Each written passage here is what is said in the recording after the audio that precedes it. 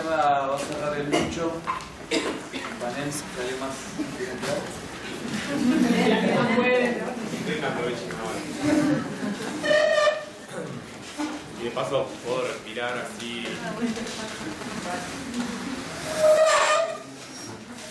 Sí, estoy temblando ya hace 45 minutos. La verdad que bueno, que me alegra que sea compartida la emoción o la conmoción, como decía Flor, Fede, porque si hay un motivo de alegría y de orgullo en la presentación de este libro, es justamente el grado de apropiación colectiva que lo antecede y que lo hace posible. Y lo que hace particularmente que me haya entusiasmado 5 años después de haber escrito la mayoría de este material a publicarlo. Yo un poco el otro día, digamos, con Fede y Ana, con Grego y Ana, estuvimos dando vueltas por la... Fede también estuvo en alguna de las entrevistas y de movidas que estuvimos haciendo para presentar el libro, y el otro día con Sonia Tesa decíamos, no hay, para la academia cientificista de la que soy becario, escribir sobre feminismo, poder popular y publicar en una editorial autogestiva, militante, no es lo que brinda estatus dentro de ese tipo de instituciones, ¿no? No radica ahí el motivo de alegría de esta publicación. Si bien también jodíamos, yo tengo que renovar la beca de CONICET, espero que un par de puntitos me den. No ha pasado por ahí el motivo de alegría de esta publicación, sino precisamente porque hay toda una serie de compañeros y compañeras que decidieron ponerle el cuerpo, que se apropiaron, incluso antes que yo. Cuando nos vienen a proponer los compañeros y compañeras de Puño y Letra hacer esta publicación, enseguida empezaron a tejer relación y complicidad con Malajuntas, con Fede de Varones, y yo la verdad que estaba como medio afuera, metido en un montón de cosas y medio resistiéndome también a que se haga realidad la publicación del libro, y me empujaron ellos y ellas a que hagamos esta publicación, y eso tiene que ver con que el material ya no era mío. Y me parece que eso es lo interesante. Porque un poco eso fue lo que me motivó en su momento a escribirlo, ¿no? En esto que afirmamos más de una vez de cómo lo personal es político y lo político colectivo, o si se quiere una reversión de eso también discutida, digamos, con compañeras feministas. Una de esas compañeras, digamos, y un colectivo, una colectiva que es parte de la genealogía de mi devenir feminista, es La Revuelta, la colectiva La Revuelta de Neuquén, y charlando con ellas, decíamos, bueno, lo personal no es político, lo personal deviene político, y si deviene político es porque hacemos un ejercicio de problematización y de revisión de nuestras propias trayectorias y de nuestros itinerarios vitales en esa clave. O sea, hay un ejercicio para que lo personal devenga político, no lo es en sí mismo. Y un poco lo que los compañeros y compañeras expusieron acá es una expresión de eso, ¿no? Cómo nos apropiamos de las herramientas del feminismo para revisar nuestras propias trayectorias vitales y hacer política con eso, hacer teoría con eso. Y que la presentación de un libro en un espacio académico, en una facultad, sea desde las tripas, como es acá, me parece que es justamente la ratificación de la potencialidad que tiene el politizar lo personal y el transmitirlo y compartirlo para hacerlo colectivo. En ese sentido, yo, pensando un poco la presentación y revisando un poco mi historia, y un ejercicio que también vengo haciendo en el marco de esta academia cientificista de la que hablaba, para dar lugar justamente a la necesidad de que el conocimiento sea situado y parta de nuestra propia singularidad, hay como dos mojones en esa biografía personal y colectiva que me interesaba rescatar, y que son los que llevan a hablar de feminismo y poder popular. Que no solamente son justamente un debate conceptual, un debate teórico, ni mucho menos un libro, sino las experiencias de muchos de nosotros y nosotras devenidas ejercicios militantes, ¿no? Y como traía a colación Ana, una de esas experiencias tiene que ver justamente con que, bueno, ayer se cumplieron 11 años de la masacre de Avellaneda, en esa represión orquestada por el gobierno de Duhalde, a una represión al movimiento piquetero, donde justamente asesinan a Darío Santillán y a Maximiliano Costecchi. Y recordaba que un tiempito antes de eso, en el 2001, yo empezaba a participar de las coordinadoras de lucha en defensa de la educación pública en la Universidad Nacional de Rosario, en esta misma facultad. Y cómo, digamos, eso empezó a ser un ejercicio justamente de romper, por un lado, con otra parte de mi trayectoria, que tenía que ver con 15 años de educación privada, de no participación política y de pensar a la política de una aproximación meramente teórica, y empezar a involucrarme justamente en esas experiencias de lucha, en lo que implicaba la masividad de ese contexto, en empezar a ver que se empezaban a hacer difusos esos límites entre quienes estaban organizados y quienes no, y que ejercíamos lo más posible, digamos, una democracia asamblearia, participación callejera, ocupaciones académicas, debatir con qué sentido estábamos produciendo conocimiento en la universidad, qué era esa educación pública que queríamos defender, pero que a la vez queríamos transformar.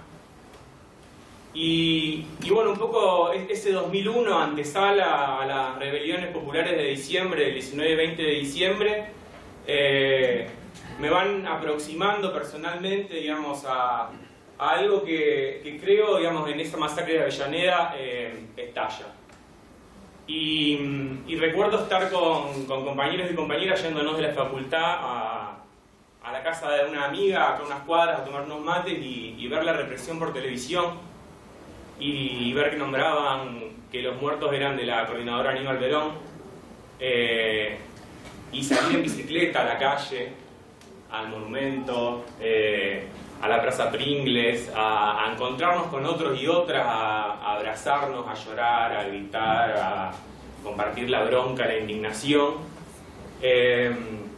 Y 2 o 3 meses después me iba con una de esas compañeras con la que estábamos tomando mate al conurbano bonaerense, a conocer esos galpones de este movimiento desocupado, a conocer sus asambleas, sus espacios de formación, a conocer sus emprendimientos productivos. Fuimos al puente y creo que esas son experiencias que en algún punto le ponen carne, le ponen emociones a esto que llamamos poder popular.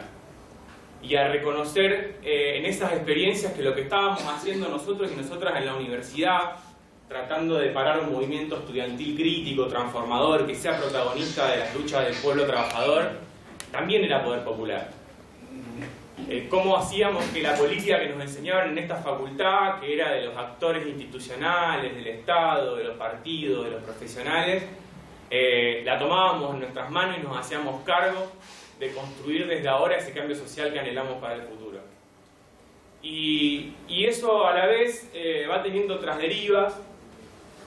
Me alegra que haya llegado Luciana, porque ella es protagonista de una de esas derivas, que tiene que ver con mi aproximación al feminismo.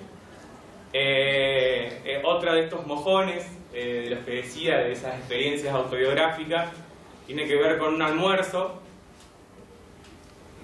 en mi vieja casa de Presidente Roca, con compañeros y compañeras de militancia, y Luciana, después de almorzar, nos cuenta que se va a la marcha del Encuentro Nacional de Mujeres. Estoy hablando del 2003.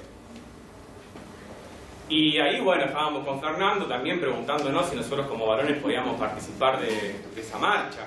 Bueno, y nos cuenta Luciana de lo que se trata el encuentro de mujeres, que los talleres son justamente para mujeres, para poder reconocerse en sus experiencias, politizarlas, debatir al respecto, generar estrategias, pero que la marcha era pública.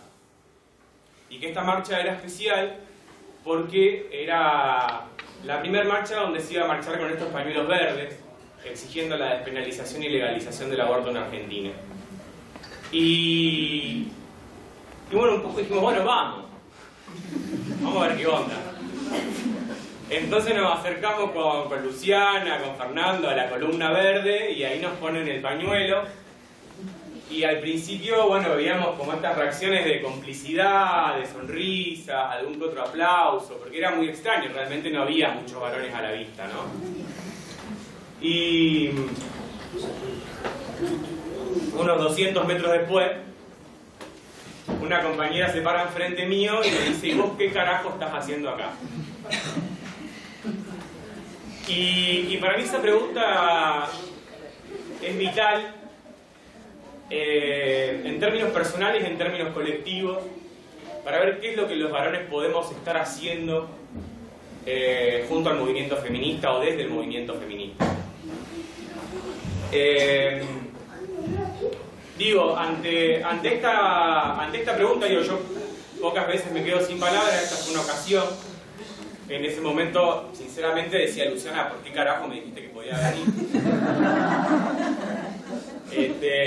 Pero digo, ante eso me parece que muchas veces los varones, ante ciertas interpelaciones del movimiento de compañeras feministas, lo que hacemos es fortalecer nuestra posición defensiva, ¿no? Pues bueno, todos los mitos que hay en relación al feminismo, que nos odian, estas mujeres que nos odian y que se quieren vengar, los ratificamos con esa interpelación y nos vamos a nuestra casa a reforzar nuestros prejuicios, ¿no? Bueno, yo como un poco así, aturdido por la pregunta, sigo caminando y digo: ¿cómo empiezan a resonar todas estas consignas en estas marchas, que no eran las consignas obviamente que se escuchaban en nuestras marchas del movimiento estudiantil? Que si el Papa fuera mujer, el aborto sería ley, digo, que los curas abusadores son los que prohíben el aborto. Y en un momento llegamos a una iglesia que está a 2 cuadras de mi ex casa, y voy a escracharla, Luciana pinta con aerosol en la puerta de la iglesia: la única iglesia que ilumina es la que arde. ¡Wow! Estas se comen. De esa iglesia era de la que yo me había ido llorando después del único intento que hice por tomar la comunión. Después de que mis hermanas me insistiesen en que tenía que tomar la comunión porque si no, no me iba a poder casar y no iba a poder ser padrino de sus hijos. Y fui a una sola clase, que era una clase como intensiva, porque ya era como tenía 10 años. Era comunión y confirmación en 7 meses. 2 por 1, y me volví llorando a mi casa. Así llorando, indignado, y no voy nunca más, y no voy nunca más. Y mi madre acá presente me preguntaba: ¿pero qué te pasa que llegaste así? Digo, la profesora dijo que estábamos ahí porque Dios nos llamó, y a mí no me llamó nadie. Un poco ahí concluyó, digamos, ese proceso de intentar acercarme a tomar la comunión y demás. Y digo, esa iglesia era la que había pintado Luciana, y a mí obviamente todas las tripas se me iban revolviendo, ¿no? Y digo, me parece que es interesante, digamos, la potencialidad pedagógica de la pregunta: ¿qué carajo estás haciendo acá? ¿Y qué carajo estamos haciendo acá?